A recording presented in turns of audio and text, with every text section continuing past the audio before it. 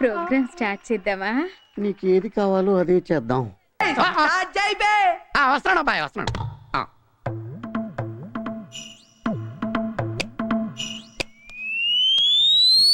My dear students, ప్రియమైన విద్యార్థులారా, అనురాగ దేవతలారా. దేవతలు దెయ్యాలు అని నేను వాట్ ఈజ్ డిఎస్ఏ?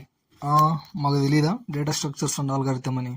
డిఎస్ఏ అంటే డేటా స్ట్రక్చర్స్ అండ్ ఆల్గారిథం అని కాదు. నో, కాదు కాదు కాదు.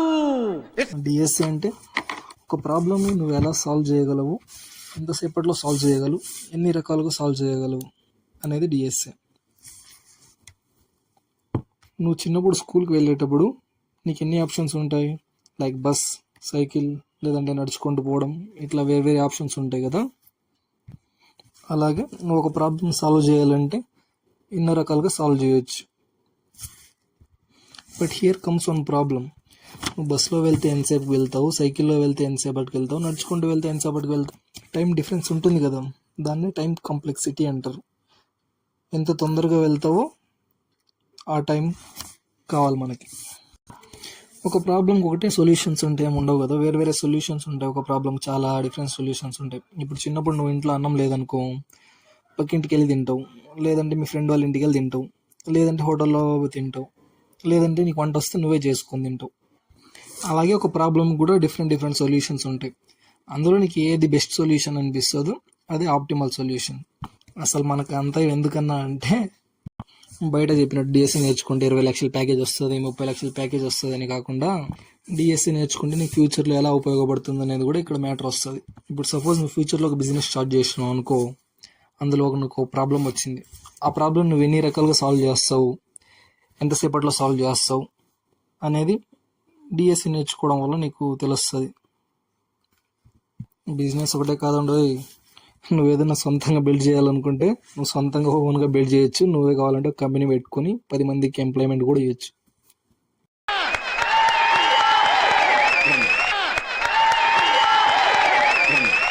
Lights off. సరే మా ఇంత చెప్పే బాగుంది. ఎక్కడ నేర్చుకోవాలి మనము డిఎస్సీ నేర్చుకోవాలి అనుకుంటున్నాను? ఎక్కడ నేర్చుకోవాలి, ఏం నేర్చుకోవాలి, ఎలా నేర్చుకోవాలి అని డౌట్లు ఉన్నాయి. ఇప్పుడు ఏం చేయమంటావు అంటావు? నువ్వేం చేద్దామావా, లైక్ కొట్టు, ఫాలో కొట్టు, సబ్స్క్రైబ్ కొట్టి గంట కొట్టు.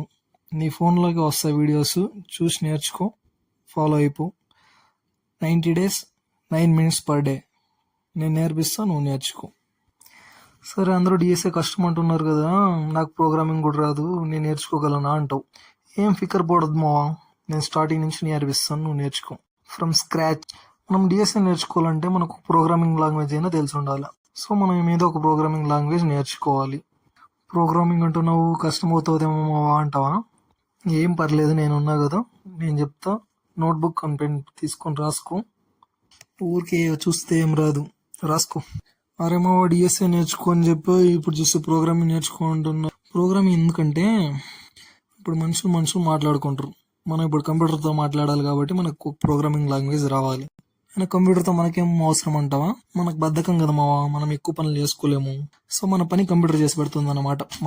మనకేం కావాలో చెప్తే కంప్యూటర్ చేసి పెడుతుంది. అందుకు నువ్వేం చేయబల్లా, దానికి అర్థమయ్యే లాంగ్వేజ్లో నువ్వు దానికి చెప్తే అది నీ పని చేసి పెడుతుంది నీకు. ఇంతవరకు చెప్పింది నీకు ఓకే అనిపిస్తే ఓకే అని కమెంట్ పెట్టు, లేదంటే నాట్ ఓకే అని కమెంట్ పెట్టు. సరే మావా, నువ్వు ఇంతవరకు చెప్పింది మొత్తం నాకు అర్థమైంది. నేనేం నేర్చుకోవాలని చెప్పు. సరే చెప్తా, రాసుకో. ఫస్ట్ మనం బేసిక్స్ నుంచి స్టార్ట్ చేయాలి. మనం ఇన్పుట్ ఎలా ఇవ్వాలి సిస్టమ్కి, అది మనకు అవుట్పుట్ ఎలా ఇస్తుంది, అవన్నీ నేర్చుకోవాలి. పక్కన చూడొద్దు మావా, ఇక్కడ చూడు. సపోజ్ ఇన్ C++ అనుకో, ఫస్ట్ నువ్వు సమ్ లైబ్రరీస్ వాడాలి ముందర. మనం ఎక్కువ యూజ్ చేసే లైబ్రరీస్ కొన్ని ఉన్నాయి. Hash include iostream. ఇది ఎందుకు వాడతాం మావా అంటావా? It is used for input and output operations, ఓకేనా. ఇంకోటి యాష్ ఇంక్లూడ్ math.h. ఇది ఎందుకు యూస్ చేస్తాం అనుకుంటావా? మ్యాథమెటికల్ ఆపరేషన్స్ యూస్ చేస్తాం కదా, క్యాలిక్యులేషన్స్. సో దానికోసం ఇది వాడతాం. ఇంకా చాలా లైబ్రరీస్ ఉన్నాయేమో, ఇవన్నీ నాకు తలకాయ నొప్పి. ఇవన్నీ ఎందుకంటే ఒకటే ఒక లైబ్రరీ చెప్తా, రాసుకో.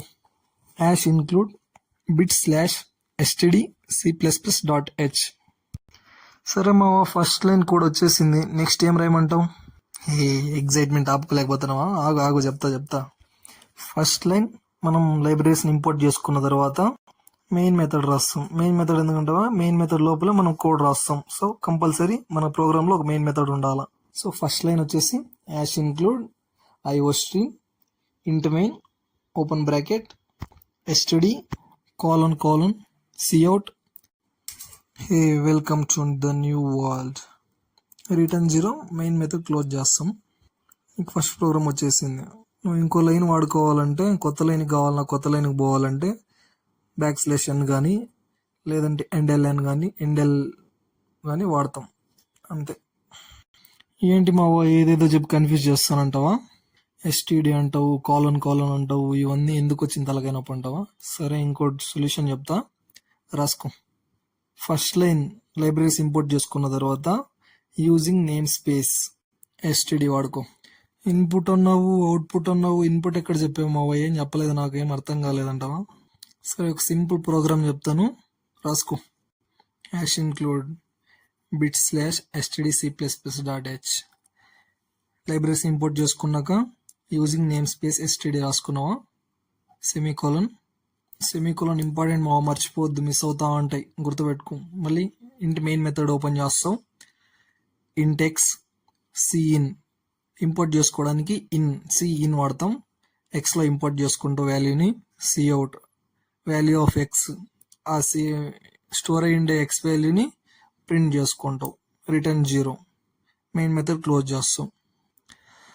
అంతా అర్థమైంది మావా, మధ్యలో ఇంట్ ఎందుకు వచ్చింది అంటావా? సరే చెప్తా విను. ఇక్కడే కొత్త కాన్సెప్ట్ వస్తుంది ఒకటి, డేటా టైప్స్ అని. మన డేటా ఏ టైప్ తెలియడానికి కొన్ని డేటా టైప్స్ ఉంటాయి. ఇంట్, ఇప్పుడు మనం ఇంటీజర్స్ వాల్యూస్ ఉంటాయి కదా, 0, 1, 2, 3 అట్లా, దానికి ఇంట్ వాడతాం. ఫ్లోట్ అనుకో, ఇప్పుడు 0.5, 1, 1.5, 2.5 అట్లా ఫ్లోటింగ్ వాల్యూస్ వస్తాయి కాబట్టి మనం అప్పుడు ఫ్లోట్ డేటా టైప్ వాడతాం. ఇంకా చాలా ఉంటాయి డేటా టైప్స్, లాంగ్ అని, డబుల్ అని. లాంగ్ ఎప్పుడు వాడతావు, పెద్ద ఇంటీజర్స్, ఇప్పుడు 10^9, 10^12 ఉంటాయి కదా, అప్పుడు లాంగ్ వాడతావు. ఇంకా character data types, to store letters, string store చేస్తావు కదా, సో దానికి ఇట్లా డిఫరెంట్ డేటా టైప్స్ ఉంటాయి. అవి నెక్స్ట్ నేర్చుకుందాం. ఓకే మావా, bye, see you, take care, జాగ్రత్త.